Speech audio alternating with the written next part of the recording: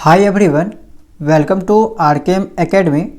तो देखिए CTET paper 2 के लिए साइंस के क्लासेस को कंटिन्यू रखते हुए आज हम बात करने वाले हैं क्लास 6 का साइंस का चैप्टर 9 जिसका नाम है the living organism characteristics and habits, यानी कि सजीव के विशेषताएं एवं इनके आवास के बारे में आज के इस चैप्टर में हम लोग पढ़ने वाले हैं। ठीक है, तो सबसे पहले जान लेते हैं कि आखिर इस चैप्टर के अंतर्गत कौन कौन से टॉपिक हैं और वन बाय वन हम लोग सभी टॉपिक्स को देखते हुए चलेंगे।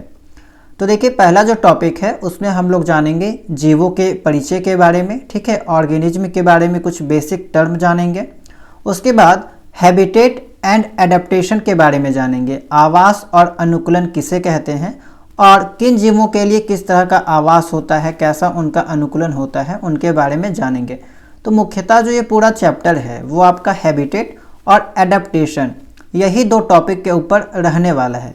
हैबिटेट में हम लोग जानेंगे टाइप्स ऑफ हैबिटेट के बारे में, कंपोनेंट्स ऑफ हैबिटेट के बारे में, और ठीक उसी तरह से एडेप्टेशन में हम लोग विभिन्न जंतुओं के बारे में जानेंगे कि किस जंतु में किस टाइप्स का एडेप्टेशन देखने को मिलता है। ठीक है, तो चलिए बिना टाइम वेस्ट किए स्टार्ट करते हैं। देखिए इंट्रोडक्शन टू ऑर्गेनिज्म, यानी कि जीवों का परिचय।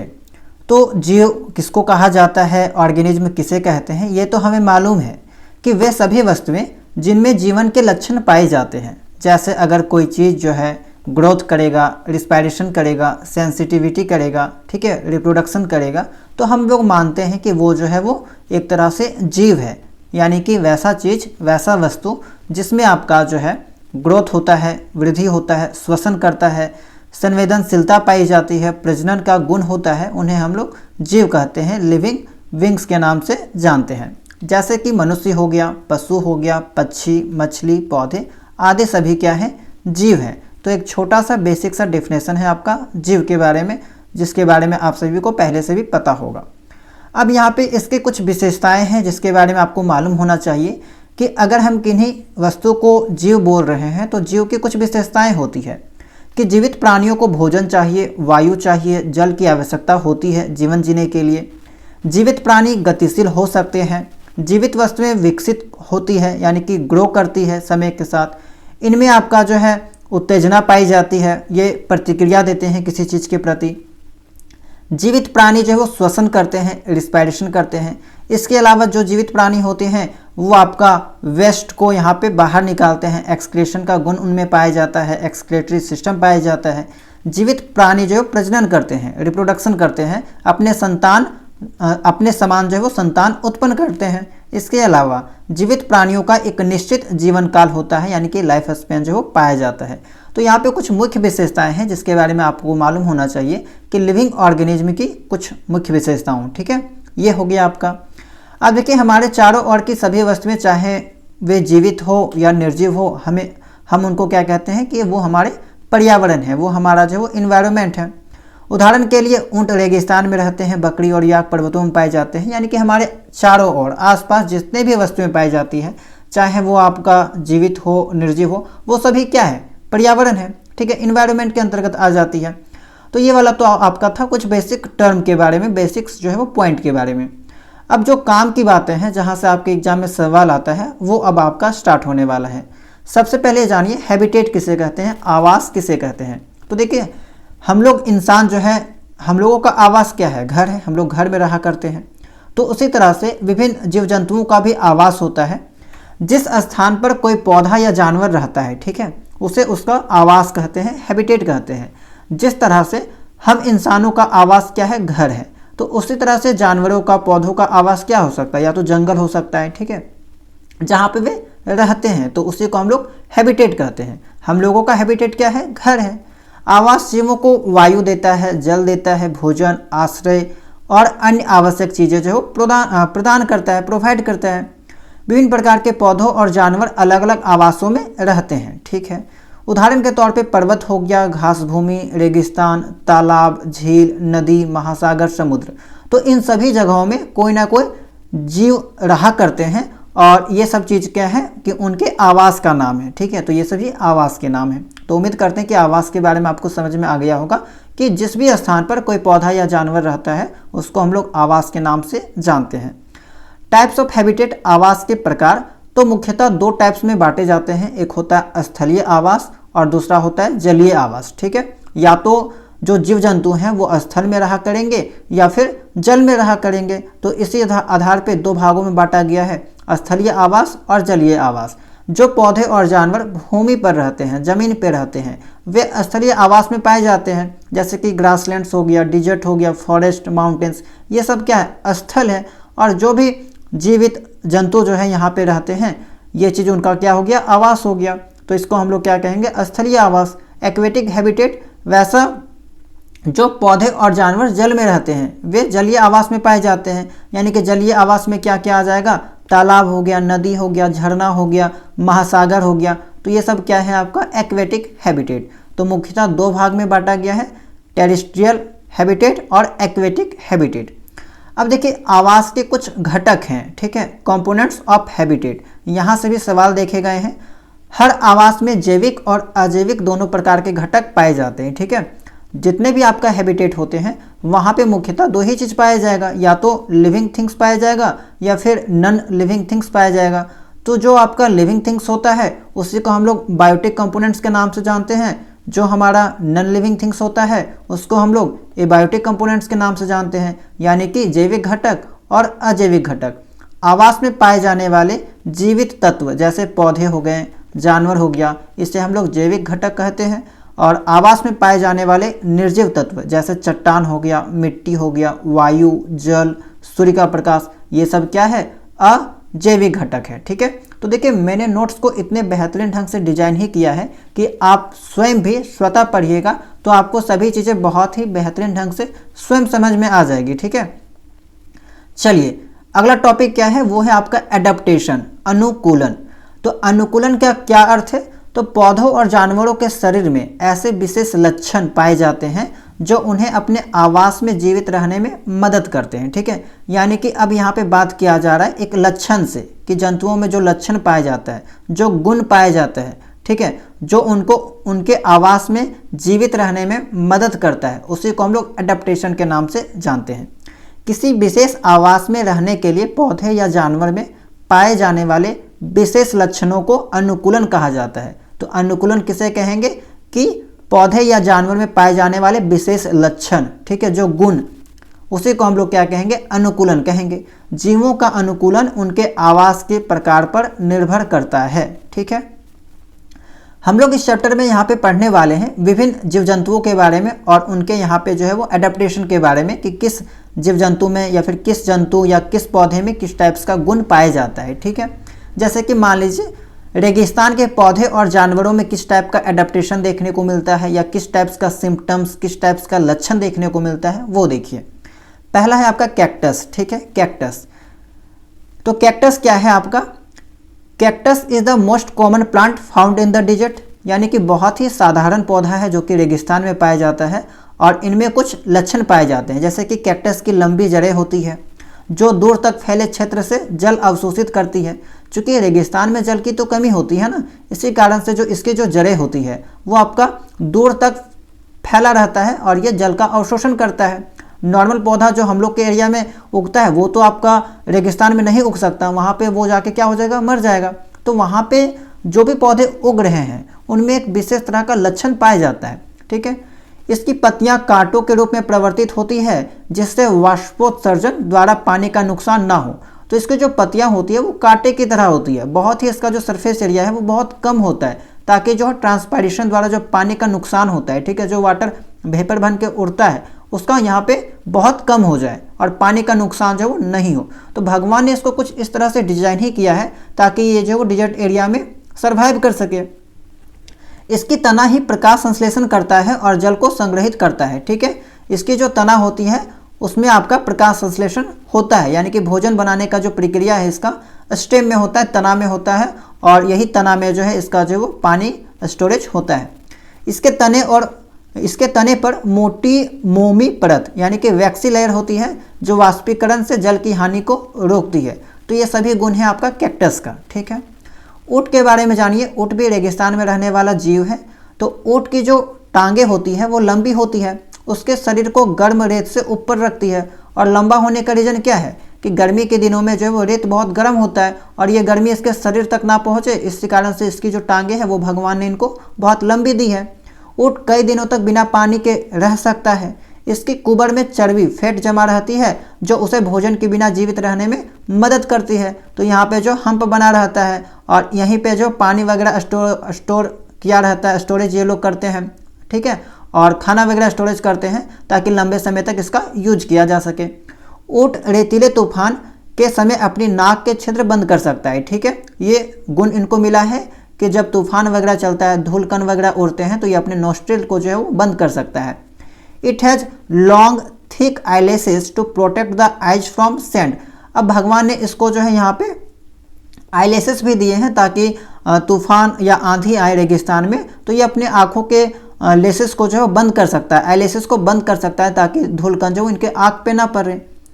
Other desert animals like rats and snakes live in burrows during the hot day time and come out at night in search of food. यानी कि अन्य रेगिस्तानी जीव जैसे कि चूहे हो गए, सांप हो गए, दिन के समय बिलों में रहते हैं और रात में भोजन की तलाश में ये क्या करते हैं, बाहर निकलते हैं। तो ये सब विशेषताएं हो गई वैसे जीव जंतु जो रेगिस्तान में रहते हैं। तो यहाँ पे दो जंतु के बारे में मैंने आपको बताया, एक कैक्टस के बारे में, एक पौधा के बारे में, और दूसरा एक जंतु के बारे में, ऊंट के बारे में, ठीक है। अब देखिए यहाँ पे बात करते हैं माउंटेन रीजन, ठीक है। पर्वतीय क्षेत्र में रहने वाले पौधों और जानवरों में किस टाइप्स का एडेप्टेशन पाया जाता है, किस टाइप्स का अनुकूलन जो वो देखने को मिलता है। पहला है आपका एडेप्टेशन इन प्लांट्स, यानी कि पौधों में अनुकूलन। तो पौधे में क्या क्या यहाँ पे सिम्टम्स देखने को मिलेगा, लक्षण देखने को मिलेगा। तो पहला है पर्वतीय वृक्ष शंक्वाकार होते हैं, यानी कि जो वैसे वृक्ष जो माउंटेन में पाया जाता है तो उसका जो आकार है वो आपका कौन शेप्ड का होता है, ठीक है। आपने क्रिसमस ट्री देखा होगा, वो भी किस टाइप्स का होता है, कौन शेप का होता है। तो इसी तरह से जितने भी प्लांट्स होते हैं जो आपका माउंटेन रीजन में पाया जाता है उनका जो शेप है वो आपका कौन टाइप का होता है और उनकी डालियाँ जो है वो ढलान वाली होती है, ढलान टाइप की, स्लोपिंग होती है ताकि बर्फ़ और वर्षा का पानी आसानी से पिघल जाए। क्योंकि देखिए माउंटेन रीजन है, वहाँ जो वो सालों भर बरसात होते रहती है, इसी कारण से कुदरत ने वहाँ के पौधों को, वहाँ के जीव जंतुओं को उसी के अकॉर्डिंग बनाया है, ठीक है। तो वहाँ पे जो भी प्लांट्स उगते हैं उनका जो शेप होता है वो कौन शेप्ड होता है और जो उनकी डालियाँ होती है, जो उनकी ब्रांचेज होती है वो स्लोपिंग होती है, ठीक है, ढलान टाइप की होती है ताकि जो बर्फ़ और जो वर्षा है वो उसका जो पानी है वो आसानी से फिसल जाए। इनकी पत्तियां सुई जैसी, निडल जैसी होती है जिससे उन पर बर्फ़ या पानी नहीं टिकता, ठीक है। बर्फ़ या पानी गिरता है तो वो फिसल के नीचे गिर जाता है। जानवर के बारे में बात करेंगे तो देखिए animals in mountain habitats live in cold climates so they have thick fur और स्किन टू स्टे वार्म। पर्वतीय जानवर अत्यधिक ठंडे वातावरण में रहते हैं, ठीक है। पर्वत में जो जानवर रहा करते हैं वो अत्यधिक ठंडे वातावरण में रहते हैं क्योंकि पर्वत वाला इलाका क्या है, पूरा ठंडा वाला इलाका है। तो इसीलिए उनके शरीर पर मोटी त्वचा होती है या फर होती है जो उन्हें गर्म रखती है, ठीक है। और कुछ यहाँ पे एग्जाम्पल हैं जिनके बारे में आपको मालूम होना चाहिए। यहाँ सवाल जो सीटेट के एग्जाम में पूछे गए हैं, खास करके पहाड़ी बकरी के बारे में, ठीक है, माउंटेन गोट के बारे में। तो देखिए माउंटेन जो गोट होते हैं, आपने कभी फिल्म वगैरह में देखा होगा या फिर इस टाइप के इलाकों में गए होंगे तो कुछ ऐसे बकरी आपको दिखाई दिए होंगे जो कि पहाड़ों में चढ़ जाते हैं, ठीक है, सीधे दीवार में चढ़ जाते हैं, खड़ा टाइप का जो दीवार होता है उसमें भी चढ़ जाते हैं। तो इसके शरीर पर लंबे बाल होते हैं जो उसे ठंड से बचाते हैं, ठीक है। इनके जो शरीर में लंबे बाल होते हैं जो इनको ठंडे से बचाते हैं। इसके मजबूत खूर स्ट्रॉन्ग हुप्स होते हैं जिससे यह पथरीली ढलानों पर आसानी से चढ़ सकती है, ठीक है। इन बकरियों के पास ऐसा गुण पाया जाता है, इनके जो पैर में जो होता है स्ट्रॉन्ग हुप्स, ठीक है, हुप्स जो होते हैं वो बहुत स्ट्रॉन्ग होते हैं ताकि ये पथरीले ढलानों पर आसानी से चढ़ सके, ठीक है। इसके अलावा हिम तेंदुआ है जो कि आपका कोल्ड रीजन में पाया जाता है, माउंटेन रीजन में पाया जाता है। इनमें भी कुछ गुण हैं जैसे कि इसके शरीर, पैरों और पंजों पर मोटी त्वचा और फर होते हैं जो ठंडा से सुरक्षा देते हैं, ठीक है। इसकी त्वचा के नीचे मोटी चर्बी की परत होती है जो गर्मी बनाए रखती है और इसी कारण से ये यहाँ पे जो एडेप्टेशन कर पाते हैं, अनुकूलन कर पाते हैं, ठीक है। अब देखिए ग्रासलैंड के बारे में बात करेंगे, यानी कि घास भूमि के पौधों और जानवरों में अनुकूलन। तो हम लोग जिस टाइप्स के एरिया में रहते हैं वो आपका क्या है, ग्रासलैंड है, ठीक है, घास वाला भूमि है। तो यहाँ पे जनरली आपको देखने को मिलेगा, दो एग्जाम्पल दे रखा है लायन और डियर के बारे में। तो शेर में जो किस टाइप्स का गुण, किस टाइप्स का लक्षण पाया जाता है वो देखिए। तो इसके लंबे, मजबूत और नुकीले पंजे शिकार पकड़ने में मदद करते हैं। चलने के समय शेर अपने पिंजों को भीतर खींच सकता है। इसका जो है हल्का भूरा रंग इसे सूखी घास में छिपने में मदद करता है, ताकि ये छिप के क्या करे, जो भी शिकार है, ठीक है, उसको पकड़ सके। शेर की आंखें सिर के सामने होती है, जिससे उसे शिकार का सही स्थान पता चलता है। तो ये सभी जो सिम्टम्स हैं, जो लक्षण है, वो आपका शेर में देखने को मिलेगा, ग्रासलैंड में रहने वाले जीव में देखने को मिलेगा। हिरन के बारे में बात करें तो इसके मजबूत दांत कठोर तनों को चबाने में मदद करती है, ठीक है। नॉर्मली तो ये सॉफ्ट वाले ब्रांचेज खाया करते हैं, सॉफ्ट वाले तने खाया करते हैं, लेकिन फिर भी इनके जो दांत दिए गए हैं, भगवान ने जो दांत दिया है वो थोड़ा सा कठोर दिया है, ताकि ये कुछ ऐसे तने जो कठोर टाइप्स के उनको भी चबा सके, ठीक है। इसके लंबे कान सुनने की क्षमता बढ़ाते हैं। और देखिए यहाँ पे कुदरत ने इनको कुछ इस तरह से डिजाइन किया है, इस तरह से बनाया है, ताकि ये जो है वो इसके आमने सामने कोई भी शिकारी आए, ठीक है, जो इनका शिकार करना चाहे, चाहे शेर हो गया या फिर कोई भी जानवर जो इसको शिकार करता है, तो ये बहुत ही उसको सावधानी से सुन सकते हैं, क्योंकि भगवान ने इनको जो लंबे कान दिए हैं और इनकी जो सुनने की क्षमता है वो भी ज़्यादा है। हल्का सा भी इसके आसपास कोई थोड़ा सा विचलन हो, ठीक है, तो ये आराम से उसको सुन सकते हैं और दौड़ लगा के भाग सकते हैं। इसकी जो आँखें हैं वो सिर के किनारों पर होती है, जिससे चारों ओर से खतरा देख सकता है। तो देखिए जंगल में बहुत सारे ऐसे जानवर होते हैं जो इनको मार के खाते हैं, तो इसी कारण से कुदरत ने इनको कुछ इस तरह से बनाया है कि इनकी जो आँखें हैं वो आपका साइड साइड में होता है, ताकि ये अपने चारों तरफ चीज़ों को देख सके और शिकारियों का पता लगा सके। इसके लंबे पैर इससे तेज दौड़ने और शिकारियों से बचने में मदद करते हैं। इसका भूरा रंग इसे सूखी घास में छिपने में मदद करता है। तो ये सभी जो लक्षण है वो आपका यहाँ पे देखने को मिलेगा हिरन में। अब देखिए यहाँ पे है आपका जलीय आवास के पौधों और जानवरों में अनुकूलन, ठीक है। वैसे पौधे, वैसे जानवर जो एक्वेटिक हैबिटेट में रहा करते हैं, उनमें किस टाइप का लक्षण पाया जाता है, किस टाइप्स का सिम्टम्स देखने को मिलता है वो देखिए। जैसे कि मछली, तो मछली का जो बॉडी होता है वो आपका स्ट्रीम लाइन बॉडी होता है, यानी कि धारा रेखीय होता है, धारा के अनुकूल होता है, ठीक है। Which helps them move easily in water, जो कि इसको पानी में आसानी से तैरने में मदद करती है। इनके पास गलफड़े होते हैं, गिल्स होते हैं, जो कि ये पानी के अंदर भी सांस ले सकते हैं, जिसके मदद से। इसका जो शरीर होता है वो फिसलनदार छिलकों से ढका होता है, जो सुरक्षा प्रदान करते हैं और आसान गति में सहायक होते हैं। मछलियों की चपटी पंखियां शरीर का संतुलन बनाए रखने में मदद करती है, ठीक है। तैरते समय पूंछ जो दिशा बदलने में मदद करती है। तो आपने देखा होगा मछली कुछ इस टाइप का चलती है, इस टाइप्स का तैरती है, तो ये जो है वो भगवान ने इनको इस टाइप्स का बनाया है ताकि ये पानी में सर्वाइव कर सके, ठीक है। और पानी में सर्वाइव करने के लिए जो भी विशेषताएं चाहिए, जो भी गुण चाहिए, वो सभी मछली में विद्यमान है, ठीक है। अगर मछली को पानी से बाहर निकाल दिया जाए तो वो फिर ज़मीन में नहीं जिंदा रह सकती है ज़्यादा टाइम्स के लिए, क्योंकि इनका जो एडेप्टेशन है वो पानी के अकॉर्डिंग बना हुआ है, ठीक है। तो ये सभी चीज़ें आपको पहले से भी पता होगी कि मछली में किस टाइप्स का नेचर पाया जाता है, ठीक है। अब देखिए डॉल्फिन और वेल, तो नॉर्मल मछलियों से जो है वो डॉल्फिन और वेल्स में जो अनुकूलन है वो अलग पाया जाता है, ठीक है। क्योंकि आपको मालूम होगा कि नॉर्मल जितनी भी मछली होती है उनमें गिल्स होती है, ठीक है, गिल्स होती है, यानी कि यहाँ पे देखने गलफड़ा होती है, लेकिन यहाँ पे इनमें आपको देखने को मिलेगा डॉल्फिन और वेल में, तो डॉल्फिन और वेल में जो है आपका गिल्स नहीं पाया जाता है, ठीक है। ये लोग सांस लेने के लिए पानी की सतह पे आते हैं। देखिए डॉल्फिन और वेल सिर के ऊपरी भाग पर स्थित नथुनों यानी कि ब्लो होल से हवा में सांस लेती है। This allows them to breathe air when they come near the surface, पानी की सतह के पास आने पर ये जो वो सांस लिया करती है। लंबे समय तक पानी के अंदर रह सकती है, समय समय पर सतह पर आकर ये जो वो सांस लिया करते हैं। कौन? डॉल्फिन और वेल, ठीक है। अब देखिए फ्रॉक्स, ठीक है, मेढक। मेढक एक ऐसा जीव है जो पानी में भी रह सकता है और जमीन में भी रह सकता है, जल और स्थल दोनों में रह सकता है। तो इसमें कुछ इस तरह से इनको जो डिजाइन किया गया है ताकि ये दोनों के प्लेसेस में रह सकता है, दोनों जगह रह सकता है, ठीक है। तो देखिए इनके पास पानी में गलफड़े भी होती है और भूमि पर फेफड़े यानी कि लंग्स भी होते हैं, यानी कि फ्रॉग के पास आपका गिल्स भी होता है और लंग्स दोनों होता है, ठीक है, गिल्स और लंग्स दोनों होता है। जब ये पानी में रहता है तो गिल्स का उपयोग करता है सांस लेने के लिए, जब ये जमीन पर रहता है तो लंग्स का उपयोग करता है सांस लेने के लिए।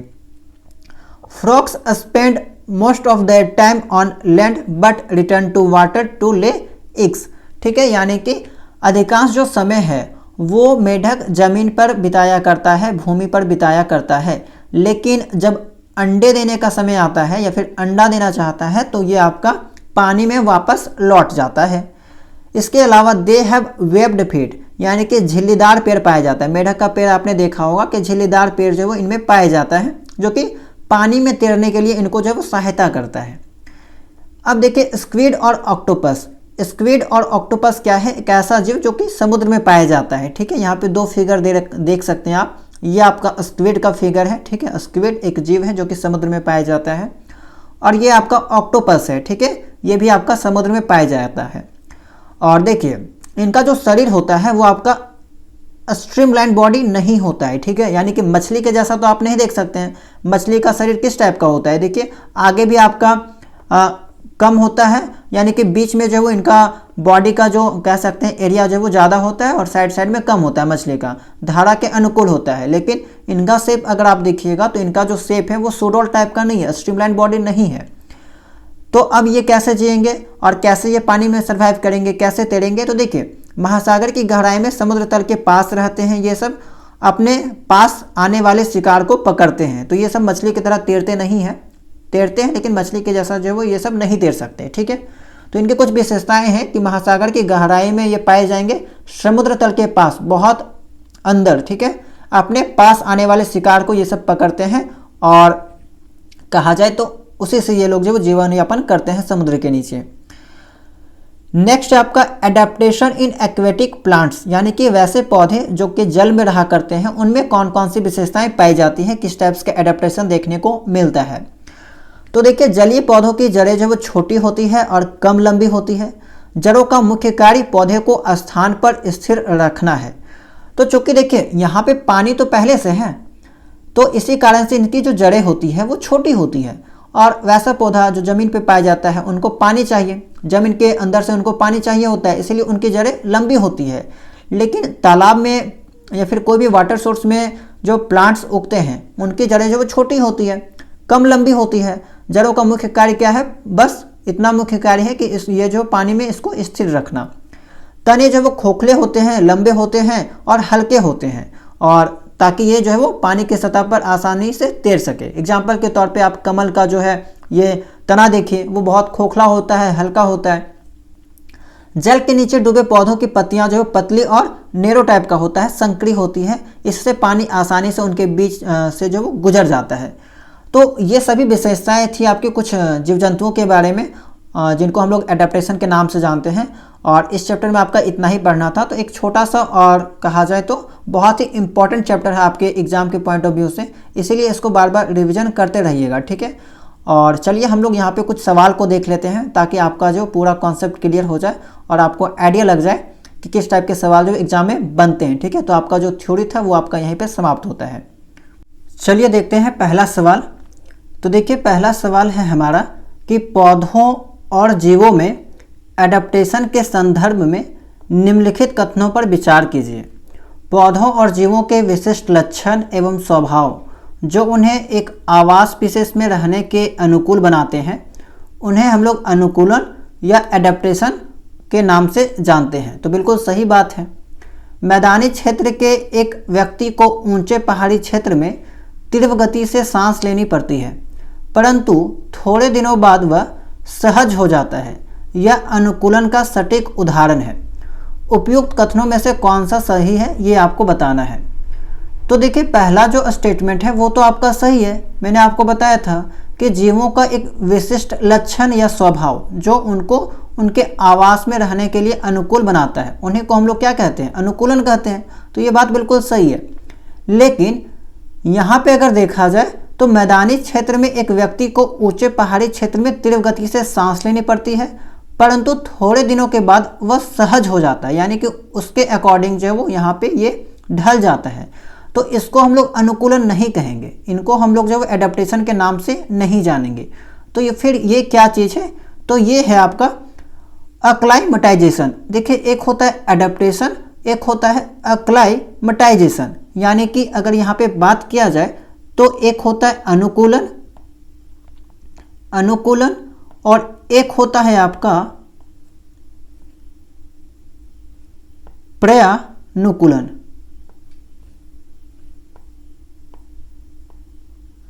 दोनों अलग अलग चीज है। अनुकूलन जो है आपका वो हजारों वर्षों में विकसित होता है, ठीक है, कुछ टाइम पे ये चीज विकसित नहीं होता है, इसको विकसित होने में जब हजारों वर्ष लग जाता है।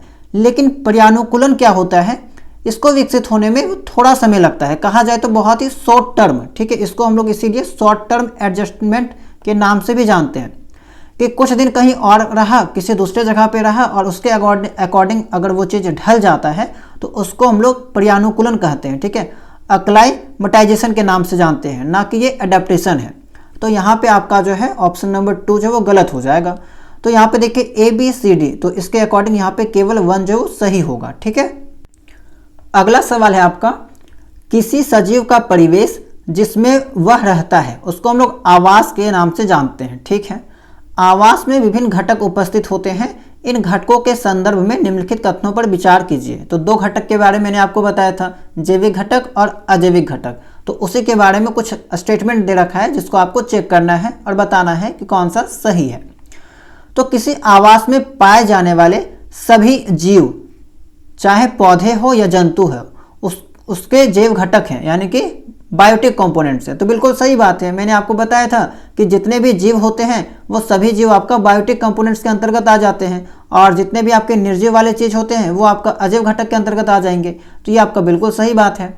चट्टान, मिट्टी, वायु एवं जल जैसी अनेक निर्जीव वस्तुएं आवास के अजैव घटक हैं, बिल्कुल सही बात है। सूर्य का प्रकाश एवं उष्मा जैसे ऊर्जा घटक इन दोनों घटकों में से किसी में सम्मिलित नहीं है, तो ये आपका गलत दे रखा है। सूर्य का प्रकाश हो गया, उष्मा हो गया, ये सब किस में आ जाते हैं, ये सब आपका अजैव घटक के अंतर्गत आ जाते हैं। तो आपका केवल 1 और 2 सही है, यानी कि ऑप्शन नंबर 1 जो है ए वाला सही हो जाएगा। नेक्स्ट सवाल है आपका, ऊंट के मरुस्थलीय अनुकूलन के बारे में बताना है, डिजर्ट एडेप्टेशन ऑफ कैमल के बारे में जो बताना है, ठीक है। तो it has long legs which keep its body away from the hot sand, ठीक है। उसके पैर जो वो लंबे होते हैं जिससे उसका शरीर रेत की गर्मी से दूर रहता है। तो इसके बारे में मैंने आपको बताया था। इट एक्सक्रेट्स वेरी लिटिल यूरिन, ठीक है, बहुत ही कम मात्रा में मूत्र का विसर्जन करते हैं। उसके अलावा इनके जो मल होता है वो शुष्क होता है, तो ये बात भी बिल्कुल सही है। उसको पसीना नहीं आता है, बहुत कम पसीना आता है, ना के बराबर, ये बात भी सही है, ताकि इनका जो पानी है उसका लॉस जो वो बहुत कम हो। तो तीनों जो स्टेटमेंट है वो आपका बिल्कुल सही है, ऑप्शन नंबर डी जो है यहाँ पे करेक्ट हो जाएगा। अगला है आपका, निम्नलिखित में से किसका शरीर धारा रेखीय नहीं होता है, स्ट्रीमलाइन बॉडी नहीं होता है। तो मछली का बिल्कुल होता है, स्क्विड और ऑक्टोपस। स्क्विड और ऑक्टोपस के बारे में मैंने आपको बताया था, इसका जो बॉडी है वो आपका धारा रेखीय जो है नहीं होता है। तो 2 और 3 आपका यहाँ पे सही हो जाएगा, ऑप्शन नंबर सी जो वो यहाँ पे करेक्ट हो जाएगा। निम्नलिखित में से किसमें श्वसन के लिए गील नहीं होते हैं, ठीक है, किसमें जो है गील नहीं पाया जाता है। तो देखिए, व्हेल और डॉल्फिन के बारे में मैंने आपको अगर याद होगा तो बताया था कि ये जो है ऐसे जीव हैं जो पानी की सतह पे आते हैं सांस लेने के लिए, और इनके पास गील जो है वो नहीं पाया जाता है। इनके पास जो है वो एक तरह से कहा जाए तो ब्लो हॉल पाया जाता है, ठीक है, ब्लो हॉल इसको हम लोग कहते हैं। नोस्ट्रिल टाइप का होता है जो कि ब्लो हॉल के नाम से जानते हैं, और ये क्या करते हैं कि पानी की सतह पे आके सांस लेते हैं, ठीक है। तो ये आपका हो जाएगा। तो इसमें जो आपका गिल नहीं पाया जाता है। ऑक्टोपस जो पानी के अंदर रहता है, मैंने आपको बताया था कि समुद्र के तल पे पाया जाता है ये, और समुद्र के तल में पाया जाएगा तो जाहिर सी बात है ये समुद्र के तल में ही सांस लेगा। तो इसी कारण से इसमें जो ऑक्टोपस में गिल पाया जाता है। इसके अलावा मछली हो गया, ठीक है, स्क्विड हो गया, ये सब में भी आपका जो गिल पाया जाता है। तो व्हेल और डॉल्फिन यहाँ पे करेक्ट हो जाएगा। 2 और 3 आपका ऑप्शन नंबर सी सही हो जाएगा। नागफनी में प्रकाश संश्लेषण कहाँ होता है? Where does photosynthesis occur in cactus? तो कैक्टस में तने में होता है, ठीक है, तने के बारे में मैंने आपको बताया था, सही हो जाएगा। अगला सवाल है आपका, पौधों की पत्तियां श्वसन में वायु को अंदर लेती है, इसके अगले चरण में पत्तियां क्या करती है? कार्बन डाइऑक्साइड का उपयोग करती है तथा ऑक्सीजन वायु में निष्कासित करती है, ऑक्सीजन का उपयोग करती है तथा कार्बन डाइऑक्साइड वायु में निष्कासित करती है, ऑक्सीजन व कार्बन डाइऑक्साइड दोनों का उपयोग करती है, ऑक्सीजन व कार्बन डाइऑक्साइड दोनों वायु में निष्कासित करती है। तो ये दोनों तो आपका गलत हो जाएगा, ठीक है, ऐसे डायरेक्टली ही देखने से पता चल रहा है। तो यहाँ पे हम आपको बता दें कि पौधों में जो रिस्पायरेशन होती है, जो श्वसन होती है, इसकी जो प्रोसेस है वो आपका जानवरों के समान ही होती है, ठीक है। और ये जो रिस्पायरेशन का जो प्रोसेस है वो आपका दिन और रात दोनों समय प्लांट्स में भी होता है। देखिए पौधे जो है वो आपका वायुमंडल से ऑक्सीजन को पत्तियों में मौजूद जो स्टोमाटा है, ठीक है, पत्तियों में पता है आपको कि पौधों के पत्तियों में जो छोटे छोटे छिद्र पाए जाते हैं जिसको हम लोग स्टोमाटा के नाम से जानते हैं। तो इसी स्टोमाटा के हेल्प से जो है वो पत्तियां क्या करती हैं, ऑक्सीजन को अंदर जो है वो लेती है, ठीक है। इसके अलावा जो नेक्स्ट स्टेप होता है, अगला चरण होता है, इसमें ये क्या करते हैं, O2 का उपयोग करता है, किस लिए? ग्लूकोज को तोड़ने के लिए, ठीक है, भोजन बनाने के लिए, ग्लूकोज को तोड़ने के लिए, ताकि एनर्जी बन सके और इसका उपयोग कर सके। अब जब यहाँ पे फोटोसिंथेसिस का जो प्रक्रिया होता है कहा जाए, या फिर ग्लूकोज तोड़ने का जो प्रोसेस होता है, इसके कारण यहाँ पे क्या होता है कि CO2 का प्रोडक्शन होता है, CO2 का उत्पादन होता है, और इसी CO2 को ये क्या करते हैं, रंध्रों के माध्यम से, स्टोमाटा के माध्यम से वायुमंडल में निष्कासित कर देते हैं, बाहर कर देते हैं। तो यहाँ पे बी वाला आपका सही हो जाएगा। ऑक्सीजन का उपयोग करती है ग्लूकोज को तोड़ने के लिए, एनर्जी प्रोड्यूस करने के लिए, तथा कार्बन डाइऑक्साइड वायु में निष्कासित करती है, ठीक है। चलिए आगे देखते हैं, निम्नलिखित में से किसमें श्वसन प्रक्रिया होती है? तो पौधे बिल्कुल करते हैं, जीव बिल्कुल करते हैं श्वसन, बीज आपका ये भी सही है। और ये वाला कैसे आप लोग पता करेंगे? तो एनसीईआरटी में एक एग्जाम्पल दे रखा था कि अगर आप गेहूं का बीज, ठीक है, गेहूं के बीज का अगर एक बोरा है, ठीक है, उस बोरा में अगर आप हाथ को डालिएगा तो आपका हाथ गर्म हो जाएगा, गर्म आपको महसूस होगा। तो किस कारण से? कि वहाँ पे जो बीज है वो भी आपस में श्वसन करती है, ठीक है, श्वसन करती है, इस कारण से आपको जो है वो गर्म का अनुभव होता है। तो ये आपका 8 का जो है कहा जाए तो तीनों आपका सही है, 1 और 2 और 3 तीनों जो है वो यहाँ पे ऑप्शन बिल्कुल सही दे रखा है। चलिए आगे देखते हैं, अगला सवाल है, निम्नलिखित में से कौन से लक्षण सभी जीवों में पाए जाते हैं? तो उत्सर्जन बिल्कुल सभी में पाया जाता है, उद्दीपन के प्रति अनुक्रिया ये भी पाया जाता है, प्रजनन ये भी पाया जाता है, यानी कि तीनों आपका बिल्कुल सही है। ये सब जो वो सजीवों के लक्षण है, ठीक है। अगला सवाल, माउंटेन गोट्स के मजबूत खुर जिसको हम लोग हुप्स के नाम से जानते हैं क्यों होते हैं? तो अलग से मैंने आपको समझाया था कि ये क्या करते हैं, चट्टानी ढालों पर चढ़ने के लिए इनको जो कुदरत ने वो चीज़ बना के दिया हुआ है, ठीक है, चट्टानी ढालों पर चढ़ने के लिए बिल्कुल आपका करेक्ट हो जाएगा। चलिए अगला सवाल है आपका, निम्नलिखित में से कौन से कथन सही है? सभी सजीवों को भोजन की आवश्यकता होती है, बिल्कुल सही बात है। सभी पौधे और जंतु एक ही प्रकार के आवास में रहते हैं। अब आप सोचिए, क्या सभी पौधे और जंतु एक ही प्रकार के आवास में रहते हैं? बिल्कुल भी नहीं, दोनों का अलग अलग हैबिटेट होता है। तो आपका बी वाला गलत हो जाएगा, ऑप्शन 1 केवल सही हो जाएगा, ठीक है। तो केवल कथन ए जो है वो आपका सही है। चलिए अगला सवाल है आपका, जैविक और अजैविक घटकों का सही संयोजन कौन सा है? सही कॉम्बिनेशन आपको बताना है, ठीक है। ऐसा ऑप्शन सिलेक्ट आपको करना है जिसमें आपको बायोटिक और एबायोटिक दोनों का यहाँ पे कॉम्बिनेशन देखने को मिलेगा। तो ये आपका आज के इस क्लास का लास्ट सवाल है और इसको हम आपको होमवर्क देते हैं, ठीक है। तो उम्मीद करते हैं कि जितना भी जानकारी आपको आज के इस क्लास में दी गई होगी, सभी चीज़ें आपको बेहतरीन ढंग से समझ में आ गया होगा। बाकी अगर कोई चीज़ में डाउट होगा तो आप लोग कमेंट सेक्शन में पूछ सकते हैं। बाकी टेलीग्राम में आपका सीटेट का ग्रुप बना हुआ है, वहाँ पे भी ज्वाइन कर सकते हैं, ठीक है। वहीं पे आपको इसका PDF और भी बहुत सारा MCQ प्रश्न प्रैक्टिस के लिए मिल जाएगा, वहाँ से आप लोग अपनी तैयारी को और भी बेहतरीन बना सकते हैं। तो चलिए इस क्लास में इतना ही, मिलते हैं हम लोग नए क्लास में नए चैप्टर के साथ, नए टॉपिक के साथ। अगर आप लोग चैनल में नए होंगे, चैनल को सब्सक्राइब कर लीजिएगा, बेल आइकन को ऑन कर लीजिएगा, और क्लास पसंद आया होगा तो वीडियो को लाइक कर दीजिएगा, ठीक है। और टेलीग्राम चैनल या फिर व्हाट्सएप चैनल के साथ जुड़ना चाहते हैं तो जुड़ सकते हैं, उसका लिंक आपको डिस्क्रिप्शन बॉक्स में देखने को मिल जाएगा। तो चलिए मिलते हैं हम लोग नेक्स्ट वीडियो में नए टॉपिक के साथ।